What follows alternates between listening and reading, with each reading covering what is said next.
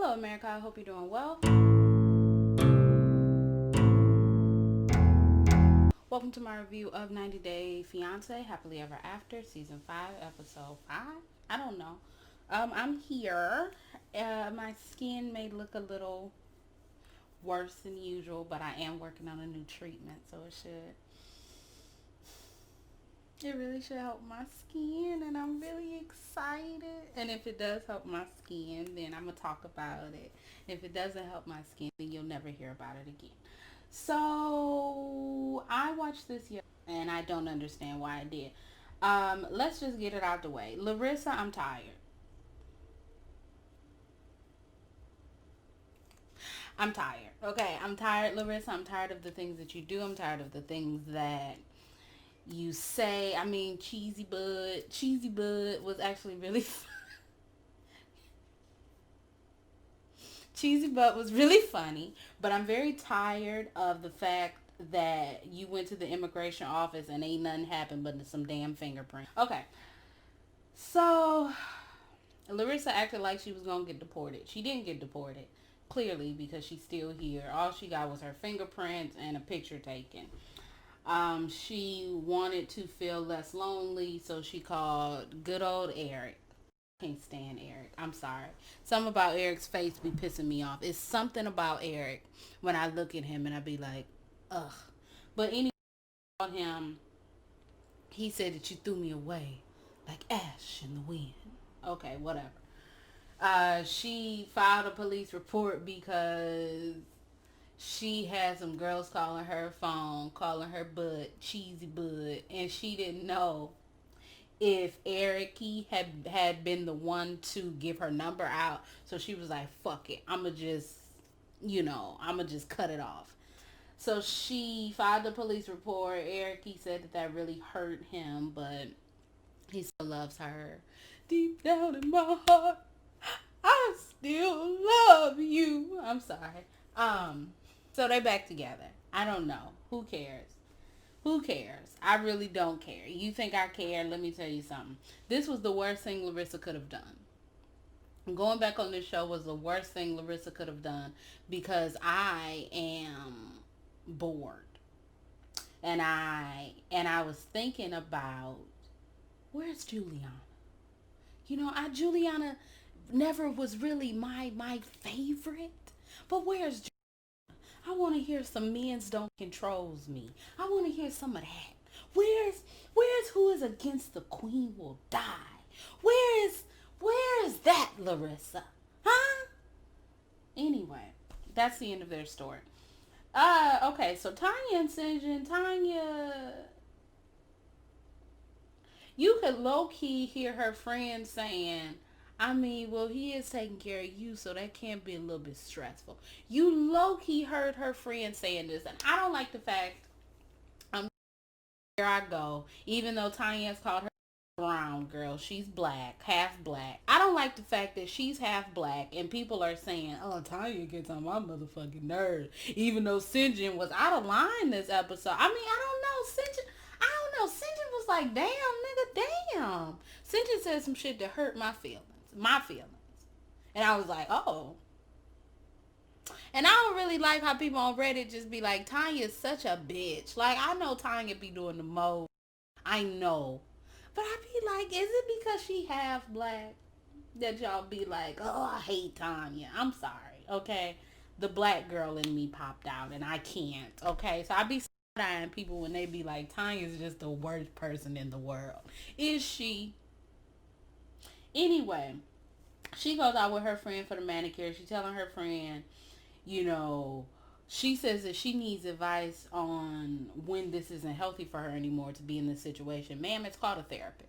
I don't know if your friend is a therapist, but it's called therapy. It's called couples therapy. It's called individual therapy. It's called counseling. It's called anything other than going with your friend to a manicurist because your friend is a therapist unless she is. Who knows? Her friend said that even though this broken foot very much affected Tanya because it's Tanya's broken foot, it very, very much so affected Sinjin. Everyone knows how Tanya is, okay? Tanya is very much, okay? Everybody knows that. So her friend is saying, I can understand how Tanya's saying, hey, can you help me shower? No. No, I can't help you damn shower. You can shower yourself. I can understand how Sinjin's a little upset. And then we know that Sinjin is still hurt over what Tanya said about him not being made. They go out to dinner. He's like, I mean, you want me to build this life, but you said that I wasn't even your soulmate. And then Tanya was like, oh, you gonna bring that up? Like, why can't you just like stop? Like, you see, I'm crying. Just say you're sorry. Stop asking people for apologies. I was watching this TED talk that I was supposed to watch 3 years ago. It was in my, you'll watch later on YouTube from 3 years ago. And YouTube been getting on my motherfucking nerves telling me, hey, watch this video from 5 years ago that you said you was gonna watch. And I'm like, whatever. But anyway, that woman was like, bro, if you ask it for something two or more times, then you're not gonna get it. You telling this man to apologize to you? What? Then he's like, oh, I don't know. Maybe it's my accent. I don't know what their relationship is on, but I know what it should not be on. This show. Okay. And didn't I say this last week that they relationship shouldn't be on, but it's really good for TV? I don't even think it's good for TV no more. I don't want to hear that. I don't want to hear that. Okay, Sinjin talking about, look, I don't want to be in America. But the thing is, Tanya, why is that such a big thing for you? To not, like, America sucks. America sucks. Who the hell want to stay in America? I mean, if you want to, you can go. There are so many other places that you can go and have a good quality of life. I don't understand. Tanya, don't do that. But then, Sinjin talking about, look, we wouldn't have been married if it weren't for the K1 visa. And I'm like, damn, what about the love, my nigga? Y'all ain't got no love. Like, he said, I've been missing home. Or maybe he said that in the next episode that's coming up. I can't remember. He said, I've been missing home. And, if this don't work out, then I'm going to just go back to South Africa.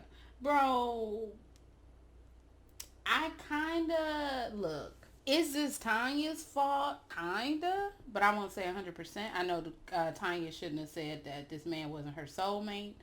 And that her ex-boyfriend was her soulmate, because that's a little, what's the word, shitty, if you will, to tell someone that, I'm going to get married to you, but you're not my soulmate, so I can understand how he's still holding on to that. But holding on to that, has that now influenced him and his decision, bro, if we don't work out or whatever, I don't really care? Or has he always felt like that, like, look, this is because of the 90 days, and her saying that was just like more fuel to the fire, if you understand what I mean. But anyway, she says that she's very confused because she doesn't understand how, so what does that mean? Because, like, so they gonna be together or not, Tanya? I don't really know, but I don't really know. Anyway, we see Angela. Angela on her way to the airport. She's very nervous because, this is gonna be the trip that she becomes his wife. Then she gets to Nigeria. Michael is there. They go to the apartment. There's a dead rat on the floor. In the trap. Why did Michael chase her around with that rat? When I tell you, that is the only time that I want Michael to make it to America. Okay, I'm sorry. So Angela said as long as he finds a more comfortable bed and gets the rest of the apartment, then everything will be fine. People are really sitting up. This is why I don't like people. People sitting up here, I guess on Twitter, because Reddit is like, girl, no. But I guess people on Twitter is like, oh, Angela, she's such this sweet, lovable woman. No, don't get fooled by Angela. Just because y'all had baby got Lisa does not mean that Angela is better. But Angela is like the difference between skim milk. But the difference between, oh, I used to hate that. Working at a damn. This is why I don't like people. This is why I don't see myself working in a customer service setting. I remember every single time, you want whole or skim milk? Do you have 2%? No, bitch, because if I had 2%, I would have said, do you want whole, 2%, or skim? Anyway, I'm sorry. So it's the difference between skim milk and 2%. Okay, you got a little bit of fat in there, a little bit, but they both try. Elizabeth's mother-in-law was talking to her in her language. Did Elizabeth understand her? Because she was like, do this, do that, do this. I don't know what she was saying, but she was like, they giving, I don't even know if they were giving subtitles. It was like, she was like, yep, this, yep, and Elizabeth was like, and I'm like, do she understand her? What's going on here? But anyway, Andre's mother made all this food, right? Put out all the food. Elizabeth is like, do this every day? He's like, yeah. She's like, ask her, do she get tired? And the mother said, of course I get tired. Andre said, no, there's no room to get tired. See, because here in Moldova, you gotta listen twice, my nigga. Over there you could listen once, but here you listen twice. And so I don't know what happened, but Elizabeth was like, so that's why I ain't got no damn job. I can't remember what she said, but it went from. But the thing, I don't get it. I really don't get it. I really truly do. Something is on my face. I really truly do not understand, because is Andre serious? Is he honestly truly serious? Is he serious? Is he serious? No, like seriously, somebody needs to let me know. Is Andre serious? Because he can't be serious. There is no way that this man is serious. There is no way that this man has the ego, this big ego, does not work, tells his friend, I don't know if that was a joke. Why should I work? She working. I don't know if that was a joke. I don't know if he was like just joking around with him. And when it was like, oh, so you a housewife? And he was like, yeah. I don't know. I don't know. I don't know. But all I know is, that's all I know. It got to be touching the very back. The back. Because there is, so he, at the breakfast table, he's like, oh no, don't talk that shit around my family. You better be glad they can't understand what you saying. So then they go and they meet friends. And she's like, yo, can you like translate for me? And so he's like, when did you become a feminist? Like, when you on a podium or something? Okay. Then they get there and he's like, haha, I'm a housewife. And she's like, yeah, I understood what you said, when he tries to translate it. And she says, but have you told them that you want to be the man of the house? And his friends was just like getting in his ass. Just like Ji-hoon's friend was getting in his ass. I feel like a Swelu needs to have friends who see the type of shit that he's doing as well, because these friends really do be getting in your ass. What's his name? Andre's friends was like, oh, what? Nigga, you don't be working? What? And he was like, no, but you know, over in America, it's something called equality. His friend said, so why don't both of y'all work? He said, no, well, I'll be taking care of the kid. Why don't both of y'all work and take care of the kid? And then, I don't know, because Andre was laughing, joking, and then he said in his confessional, I'll always be man of the house. It don't matter. I'll always be the man of the house.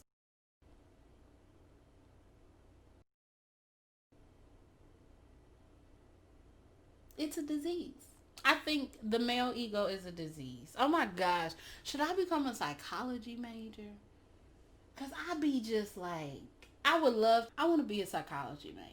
I'm not going to become one, but I would love, because the male ego has to be a disease. This man fully knows that he is not working. He's not taking care of his family financially. All of the burden is on his wife. Well, that's a lie. All of the burden is on his wife or his wife's father. He's perfectly fine with that. And he's still, but I mean, moving on, because that ain't my relationship. And like I said, that dick must be long, strong, pow, just strength, man. He better have a his peen better be like this. It better be this long and it better go under like that. It better curve and then it better roly poly oly peen. It better be like a measuring tape where you gotta pull it and then stop it. His penis better be that long because there's no other way. There's no other way unless this is just her family dynamic and this is what she likes. I mean, who knows? Debbie and Colt. Debbie, look, okay, Jess. Why did Jess say to Debbie when they went to the hotel? Jess was like, "Girl, you be sleep. It ain't like you got no Vegas. You be sleeping in Vegas. Why don't you get your ass?" Oh Lord. Okay, so they got to Brazil. We also find out that the male ego is a disease, but also there's a disease that some women have as well. Not all women, because some women are great mothers, some women are phenomenal mothers, some women raise their children correctly, but some women don't. Some women don't. So Debbie opened up her mouth and she said, "Hey, if Jess isn't the right person for you, if I say something when you break it off with her." And Colt says, "I don't know, Mom. That's really crazy." Debbie then says, "I know a lot of people are going to say that I don't let him live his life. But no, I'm not going to let him live his life because he had the chance and he messed it up. It's mental illness. It's mental illness. I'm starting to understand that. It's mental illness. It's mental illness. I remember I seen something on Instagram or something. And not Instagram, YouTube. And it was like, I wanted a man who was going to love me forever. And God sent me a son. And I was like, we go. We starting to get into it. You motherfuckers. But Debbie was married. But honestly, that don't really matter. That don't matter that Debbie was married. That really don't matter if Debbie was married. It's where what's the headspace? What's the headspace when you can't let your son grow up, make his own mistakes? Also, what's the headspace when you get physically ill, when your son is kissing on another woman? I don't care. You can sit here in my face and say, Debbie is almost 70 years old. She's an old lady. She needs to lay down. Debbie could have laid down in Vegas because Debbie could have stayed her ass back there. But Debbie didn't want to do that, right? Debbie wanted to come on a trip. And now she getting sick. Jess is talking about Dominique and Katrina, which is Colton and Jess's unofficial kids' names. She getting because Jess talking about, I want to have sex. Right where Debbie can hear. Jess is upset. Debbie is upset because Jess and Colt is kissing in the car right in front of her. And she like, ew. Debbie is sick because of that. Okay? Debbie is sick because she just ruined one of Colt's relationships. Now she got to ruin another one. And you know, all of these relationships, it's going to be one relationship where she's not going to be able to ruin it. And that's not something she's ready to do. I don't know if this was manufactured TV drama for them getting this all one room. And then Colt talking about, well, you know, she'll be asleep so we can still have sex.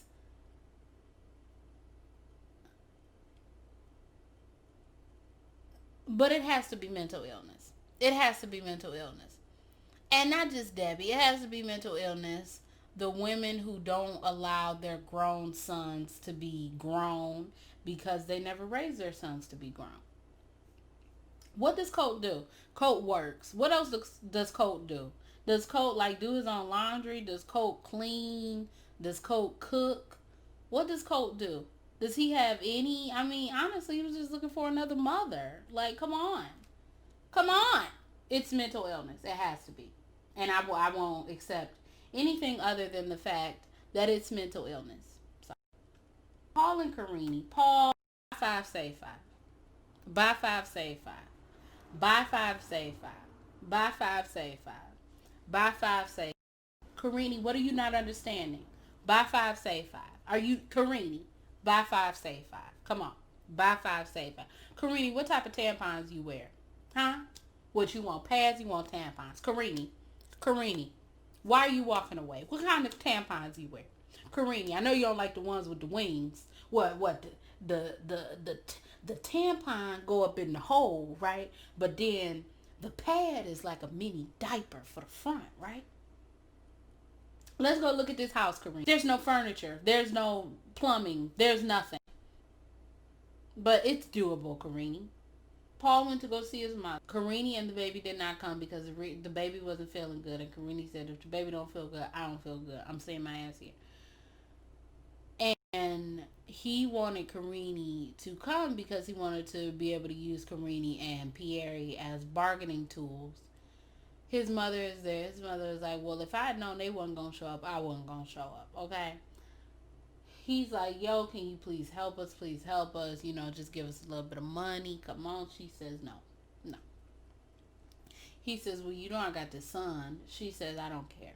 Stop using your son to try to get me to give you some money because I'm not going to do it. Okay? You're grown. You have a wife. You have a son. You need to get out. Do what the fuck you need to do. If we continue to help you, you'll never grow. It'll never be temporary. You'll never say to me, Mom, I'm ready to move out. You'll never say any of that. And I'm not going to do it. So, okay? So, and then we got the buy 5. We got going into trailer. I mean, I've always liked trailers. You can just pack up and go. I've always liked the idea to just pack up and go. I should start living light then, huh? Anyway, so they go to this place. It's sold as is. I wonder, did Paul see any of the pictures online? Did Paul think, is Paul handy?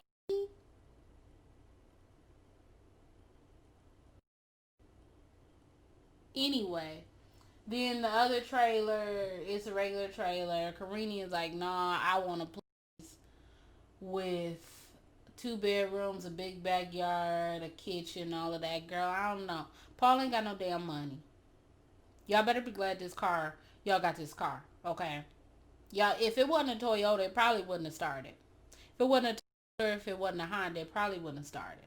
I'm pretty sure if I left my car, let me not say. Anyway, so yeah, Karini is like, why in the hell am I in America when this is the life that I have the opportunity? I don't want to live it. Me and my son can go back to Brazil where they have, supermarkets and they have houses and they have everything that they have in America that Paul is acting as though Brazil doesn't have. He said, look. And she was like, what? Asuelu and Kalani. Man sat up here and gave you 3 fake addresses and you drove to all 3 of them. Then that angers me so much. It angers me, but it's not my life, so it can't anger. Then when he gets back in the car, when she picks him up, he's like threatening to go to Utah on a bus. Nigga, go back to Utah on a bus, okay? Then the day of the birthday party, everybody's there. She's trying to get him to come out the room. He's not coming out the room. Like people are saying, all Kalani's father does is threaten Asuelu. I mean, we don't know that. That's number 1. And number 2, I mean, yeah, but like, Asuelu don't even seem like the type that he wants to listen. I feel like if what's his name, Lo sat down and talked to Asuelu and was like, yo, bro, like, boo boo boo boom. I don't even feel like Asuelu would listen. Asuelu just want to do whatever the fuck he want to do. He's like, what, how old is he, like 12, 13? Anyway, so Kalani goes in the room. She's like, bro, come on, let's go out here. Let's celebrate our son's birthday. He's like, nah, I don't want to talk to nobody. I don't want to see nobody. Okay, look, I mean, bro, there is no excuse. And when you're literally in the house, just in the room, it's no excuse. I don't give a fuck. Like, honestly, like, It don't matter if this man is depressed. It don't matter if this man is homesick. It literally does not matter anything that this man has going on. If you are physically able to be there for your son, the son who didn't ask to be here, the son that you and Kalani made because you said that condoms were for slut people, you that son, the your first son, you couldn't be there for the birthday party, bro. Swaylu or Lo went to go talk to Swaylu, and he was like, bro, you gotta put that. Swaylu came out, he was trying to help. Kalani was like, bro, don't you have something to say to me? And he was like, what you want me to say? He's not gonna apologize because he didn't do anything wrong. In fact, you need to apologize to him because you didn't go to Moldova, Samoa. What the fuck? You didn't go to Samoa. Wanted to go, bro. You do realize that he's mad at you.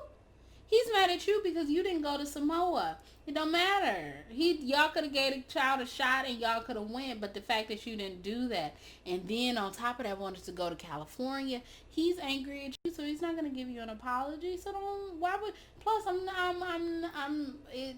it's unwise to ask for an apology unless it's like a child and you're telling a child. Well,